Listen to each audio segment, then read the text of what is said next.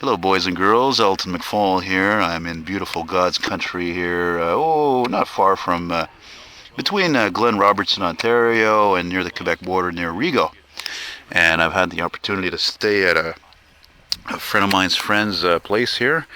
And I had a barbecue last night. It was good fun, good times. Ate well, drank a few, and figured now this morning we'll do a proper video of his '71 Oldsmobile Cutlass. Well, it's not a 442. It's made to look like a 442. I think it's a holiday Cutlass, so I have to ask my friend. Cutlass SX. Okay, see that? Something I didn't notice about this car before, because if you don't know me well enough, you don't follow my videos, I am visually impaired. I don't know everything about classic cars, but I even know too much, so, I'm learning things all the time. And, it's interesting because the Oldsmobile Cutlass was really the best-selling American car in the '70s. Throughout the '70s, this generation, the one after it, Let's just fire it up there. Sounds good. I think it's a Jeep. And I was telling somebody last night, I said, because there was another Cutlass here last night that I filmed last year at a show. It was black. It's a really nice 442 clone. And one of the things I love about these Cutlasses, as iconic as the split front grille is, the two-piece grille, I love the taillight design on the bumper. But it says W40.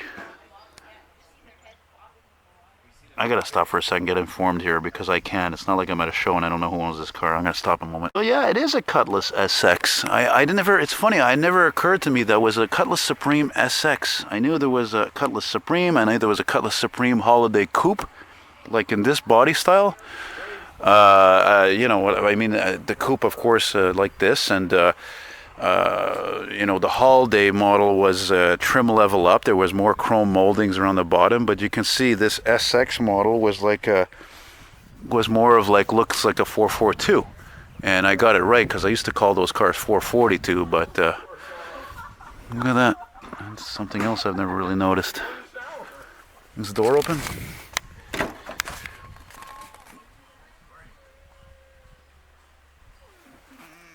Clean as a whistle. What did he say there was? 70, just told me there was about 70,000? 77,000, he said. Look at the door panel. Gorgeous. He says the car used to be red. This was his father's car, apparently. And perfect closure. It was his father's car. And said he bought it new, and then he got it in '76 because his dad, his dad was like my aunt. Apparently, he said a nervous type, and got into a few nicks and bends and all that. See, there's that's where if there was a 442 model, it would have had dual exhaust, see? They come out of the bumpers like that practically, and just a beautiful old car, Very nice.